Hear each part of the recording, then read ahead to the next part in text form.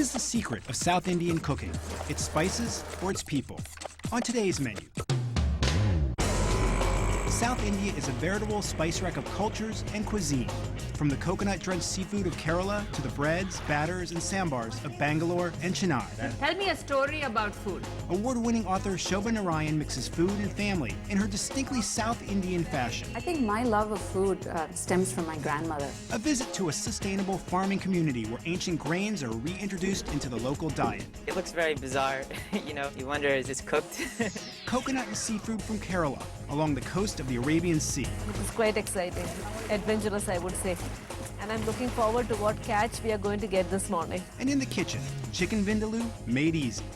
What is it about food that consumes so many of us? The search for that one great meal, that brilliant bottle of wine, that flawless kitchen knife. What is this hunger? We're called foodies. We're in every corner of the globe. Some of us cook. Some of us grow. Some of us eat. And some of us write. We are called foodies, and the food world is where we live. Major funding is provided by TIAA-CREF.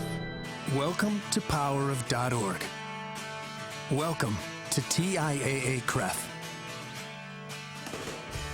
We're a $400 billion financial services.org with the heart of a nonprofit, serving those who serve the greater good.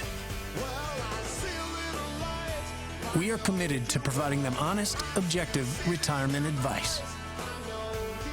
That's powerof.org. That's TIAA-CREF.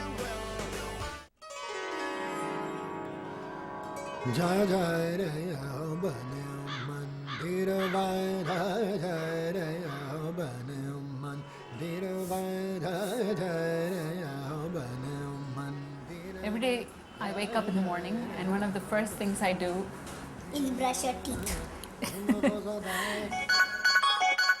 I'll go outside my apartment and draw a kolam, which is a design made with rice flour.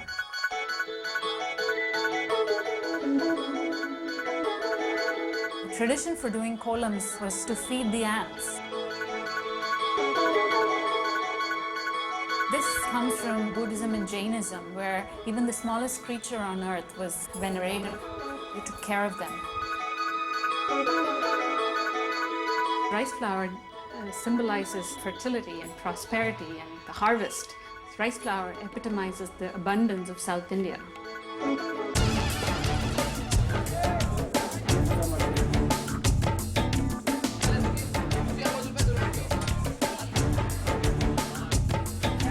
Tell me a story about food. My name is Shoba Narayan and I'm a food writer. I'm the author of Monsoon Diary, a food memoir, which is the story of my life in southern India, told through food. Acclaimed food writer Shoba Narayan lives in the very heart of South India, in Bangalore. Over the last decade, the city's emerging middle class has enjoyed economic prosperity and embraced progress. Still, Narayan savors the age-old traditions of the kitchen, where enduring recipes and aromatic spices connect her to both family and an ancient past.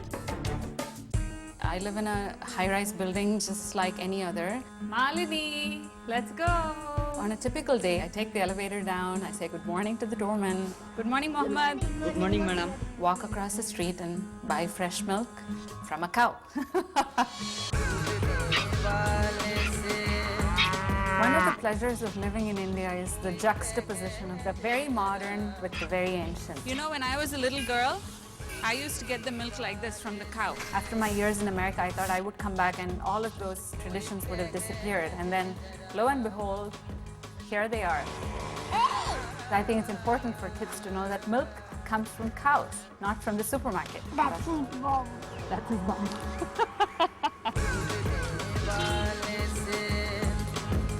I boil the milk and I use it to set yogurt. The fascinating thing about India is to see how our food plays out in this new modern context. This is Goddess Lakshmi with a ladle in her hand, overseeing the kitchen. Ultimately, it's the spices that define our cuisine. An Indian cook would be lost without the spices. I have a little box that I call an Anjala Putti, and in it are the spices that are essential. This is black mustard seeds, cumin seeds, fenugreek seeds. No Indian woman would travel without it. And when I was a bride and I went to my husband's house to set up, I had in my suitcase this little box, and you can cover it and you carry it with you. It's like gold.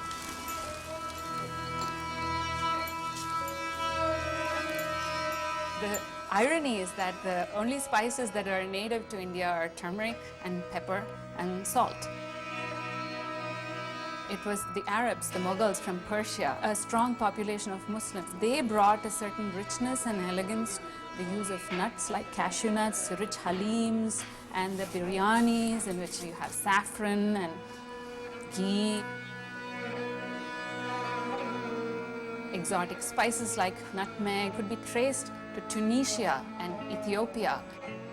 It was the Portuguese who brought green chilies, which is so prevalent in South India in all our curries. The strange thing is the culture whose cuisine we have absorbed the least are our last invaders, the British.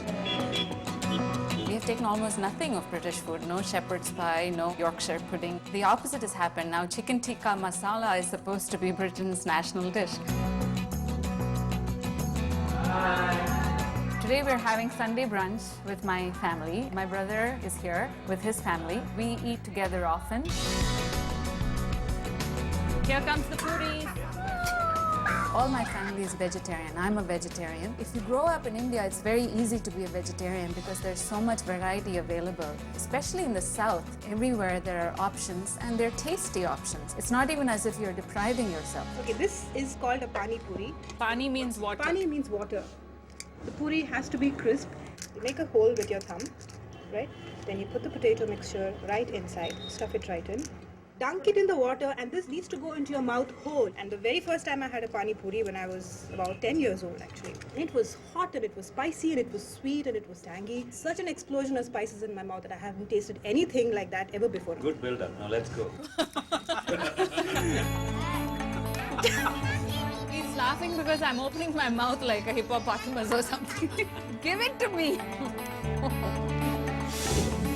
Puri is very simple. It's made from atta, which is wheat flour. This is mixed with water, a little bit of milk.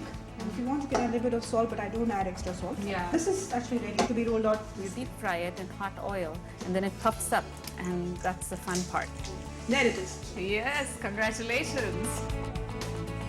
So you should boil the potatoes separately and peel the potatoes, mix the chana with it, cumin seed powder, a little bit of chili powder, and coriander seed powder. Mix that with the rock salt and then the ordinary salt. Crumble some of these puris into it so it gives that crunchy taste when you bite into the potato.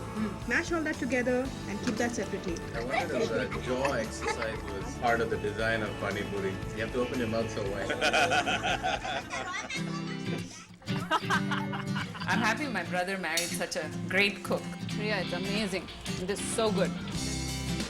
Indian women show their love and affection through food. I've heard that said about Jewish grandmothers, and I can quite relate to that. Okay, who's next? Me! You just had one. You did? I had two. You got like 10. My grandmother taught my mother, and my mom taught me, and I'm teaching my kids. So this is a dish that has literally been translated down the generations. My frock got wet.